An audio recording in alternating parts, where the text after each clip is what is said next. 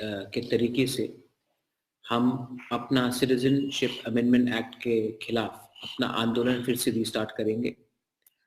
अमित शाह जी ने हमें बुलाया है, लेकिन अभी तक कुछ रास्ता का हल नहीं निकला है। सुप्रीम कोर्ट में केस पेंडिंग है, नोटिस गया है, लेकिन मुझे नहीं लगता कि हम बैठकर ये जब पूरा देश में आंदोलन हो रहा है, हम त्रिपुरा में चुपचाप बैठकर रह सकते हैं।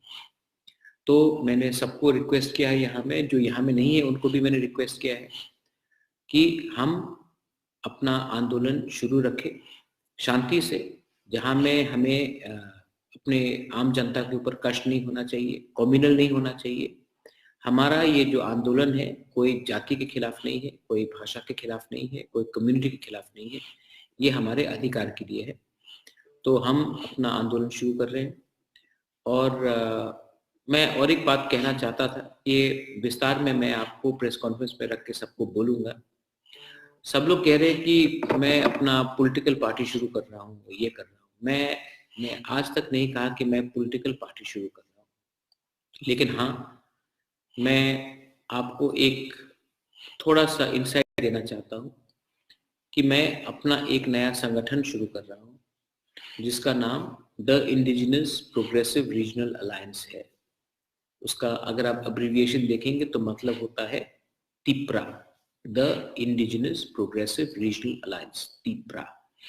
और ये Tipra non political, social, cultural organisation होगा, जो अपने दोफा के लिए, अपने समाज के लिए, अपने अधिकार के लिए लड़ेगा। तो ये मेरा एक डिसीजन है। आपको शायद पहले से थोड़ा इन्फॉर्मेशन होगा।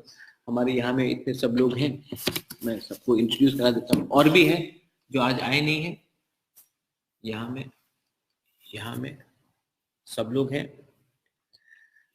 कैमरा के पीछे भी है, लेकिन उनको अभी मैं नहीं बता सकता, लेकिन एक इनसाइट दे देता हूँ। और हम लोग सब एक होकर अपने दोफा के लिए लड़ेंगे, लेकिन किसी के खिलाफ नहीं लड़ेंगे। फिर से मैं बोलना चाहता हूँ कि किसी को घबराने का बात नहीं है। Tipra the indigenous progressive regional alliance political party नहीं है। हम सोशल कल्चरल ऑर्गेनाइजेशन है जो अपने सोशल राइट्स के लिए, अपने लैंड के लिए, अपने ज़मीन के लिए, अपने आइडेंटिटी के लिए लड़ेंगे और किसी के खिलाफ नहीं लड़ेंगे। ये मेरा मैसेज था। फिर से merry Christmas to all and happy new year. आने वाले 8 तारीख को हम अपना आंदोलन, क्योंकि 8 तारीख में माधवबारी में आपको याद होगा हमारे लोगों को मारा गया था, उसी 8 तारीख को हमें नहीं भूलना चाहिए 1 साल पहले क्या हुआ था।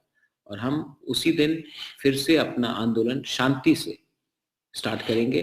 आप प्लीज हमें हमारे साथ कोऑपरेट कीजिए। जो आईएनपीटी से है वो भी कोऑपरेट कीजिए, जो आईपीएफटी से वो भी कीजिए, जो टीपीएफ से वो भी कीजिए, क्योंकि मैं इसमें पॉलिटिक्स नहीं लाना चाहता हूँ, मैं थांचा लाना चाहता हूँ। मैं सबको लेकर एक साथ काम करना चाहता हूँ। बेलाई बेलाई नो हम bye and see you soon. धन्यवाद।